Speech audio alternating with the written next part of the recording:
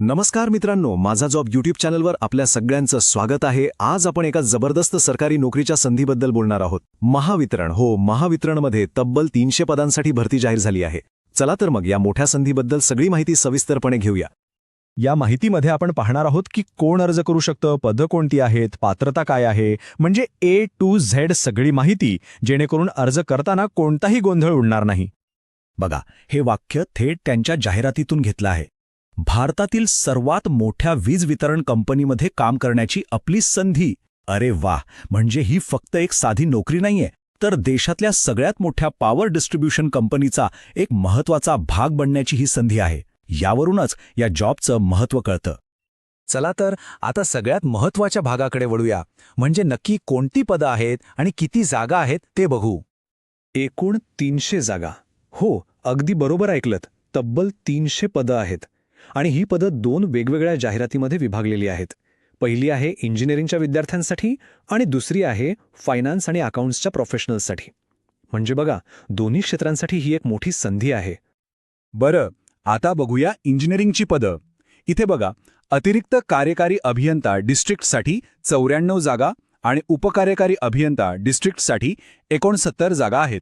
हे जे डिस्ट्रिक्ट आहे ना, त्याचा अर्थ आहे डिस्ट्रीब्युशन, म्हणजे वीज वितरण. तर या क्षेत्रात काम करू इच्छिणाऱ्यांसाठी तर ही एक सुवर्ण संधीच आहे, नाही का? आता वळूया फायनान्स आणि अकाउंट्सच्या पदांकडे.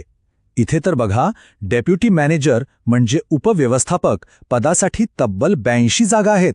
ही खूप मोठी संख्या आहे. त्यामुळे जे उमेदवार पात्र आहेत त्यांच्यासाठी निवड होण्याची शक्यता नक्कीच जास्त आहे. इतक्या सगळ्या जागा बघितल्यावर साहजिकच मनात प्रश्न येतो की मी अर्ज करू शकतो का, बरोबर ना? तर चला आता बघूया की यासाठी पात्रता काय हवी, शिक्षण किती पाहिजे आणि वयाची अट काय आहे. सुरुवात करूया अतिरिक्त कार्यकारी अभियंता पदापासून. यासाठी इलेक्ट्रिकल किंवा सिव्हिल इंजिनिअरिंगमध्ये BE किंवा BTech पदवी तर हवीच, पण सोबत पॉवर सेक्टरमधला तब्बल 7 वर्षांचा अनुभव सुद्धा आवश्यक आहे. म्हणजे बघा, हे पद अनुभवी प्रोफेशनल्ससाठी आहे. त्या खालोखाल उपकार्यकारी अभियंता पदासाठी पुन्हा BE BTech पदवी आवश्यक आहे. पण इथे अनुभवाची अट थोडी कमी आहे. फक्त 3 वर्षांचा अनुभव मागितला आहे. त्यामुळे ज्यांना थोडा कमी अनुभव आहे ते सुद्धा इथे अर्ज करू शकतात. आता फायनान्स साईडचं बघूया.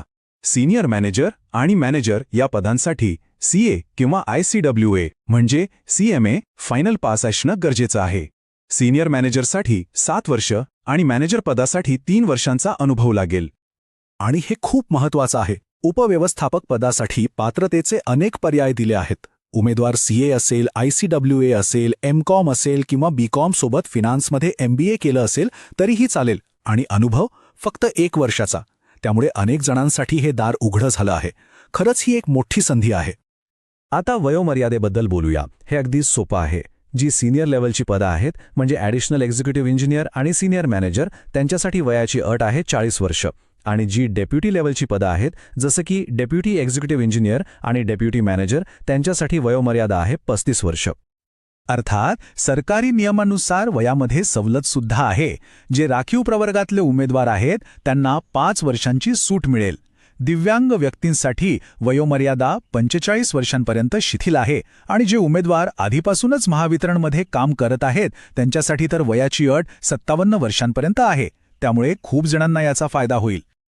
ठीक आहे, पात्रता तर कळली. आता सगळ्यात महत्त्वाचं, अर्ज कधी करायचा आणि पैसे किती भरायचे. चला या तारखा आणि फीसबद्दल जाणून घेऊया. तर ऑनलाईन अर्ज भरायची सुरुवात जुलै 2025च्या दुसऱ्या आठवड्यात होणार आहे. पण सगळ्यात महत्त्वाची तारीख कोणती? ती आहे 22 डिसेंबर 2025. ही शेवटची तारीख आहे. त्यामुळे आपल्या कॅलेंडरमध्ये आत्ताच नोंद करून ठेवा. ही तारीख चुकवायची नाहीये. आता अर्ज शुल्काबद्दल बोलूया. ओपन कॅटेगरीच्या उमेदवारांसाठी 500 रुपये प्लस GST आहे आणि राखीव प्रवर्गातील उमेदवारांसाठी 250 रुपये प्लस GST इतकं शुल्क आहे.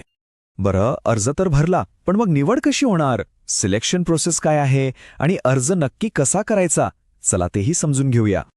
निवड प्रक्रियेचा सगळ्यात मोठा भाग आहे ऑनलाईन टेस्ट. एकूण 150 गुणांची ही परीक्षा असेल. आणि यातलं सगळ्यात जास्त वेटेज म्हणजे 110 गुण हे प्रोफेशनल नॉलेजला आहे. म्हणजे विषयावर किती पकड आहे हेच इथे तपासलं जाणार आहे. बाकी रिझनिंग, क्वांटिटेटिव्ह ॲप्टिट्यूड आणि मराठी भाषेला थोडे थोडे गुण आहेत. तर फायनल सिलेक्शन कसा होणार? 90% वेटेज हे ऑनलाईन परीक्षेच्या स्कोरला दिलं जाईल आणि उरलेले 10% वेटेज हे पर्सनल इंटरव्ह्यूसाठी असेल. कागदपत्र पडताळणी ही तर शेवटची पायरी आहेच. आणि एक महत्वाची गोष्ट, परीक्षेत निगेटिव्ह मार्किंग आहे. प्रत्येक चुकीच्या उत्तरासाठी 0.25 गुण कापले जातील. त्यामुळे उत्तर देताना काळजी घ्यावी लागेल. ऑनलाईन अर्ज करायची प्रोसेस एकदम स्टँडर्ड आहे. सगळ्यात आधी महावितरणच्या अधिकृत वेबसाईटवर म्हणजे mahadiscom.in वर जायचं. तिथे अप्लाय ऑनलाईनवर क्लिक करायचं. मग रजिस्ट्रेशन करून घ्या, म्हणजे एक रजिस्ट्रेशन नंबर आणि पासवर्ड मिळेल. त्यानंतर अर्ज व्यवस्थित भरा. फोटो, सही आणि बाकी कागदपत्र अपलोड करा, फी भरा आणि फॉर्म सबमिट करून टाका. झालं काम. आम्ही इथे सगळी महत्त्वाची माहिती दिली आहे, पण तरीही आमचा सल्ला आहे की एकदा संपूर्ण जाहिरात स्वतः वाचा. आरक्षणाबद्दलचे नियम, परीक्षेचा सविस्तर अभ्यासक्रम आणि इतर ज्या काही अटी आहेत त्या सगळ्याची माहिती तुम्हाला तिथे मिळेल. आम्ही जाहिरातीची लिंक या व्हिडिओच्या डिस्क्रिप्शनमध्ये दिली आहे, ती नक्की तपासा. तर ही आहे महावितरणची मेगा भरती. इंजिनिअरिंग आणि फायनान्स क्षेत्रात काम करणाऱ्यांसाठी यापेक्षा चांगली संधी असूच शकत नाही.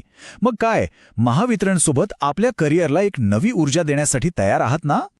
आम्हाला आशा आहे की ही माहिती आपल्यासाठी उपयुक्त ठरली असेल. जर तसं असेल तर या व्हिडिओला लाईक करा, आपल्या मित्रांसोबत शेअर करा ज्यांना याची गरज आहे.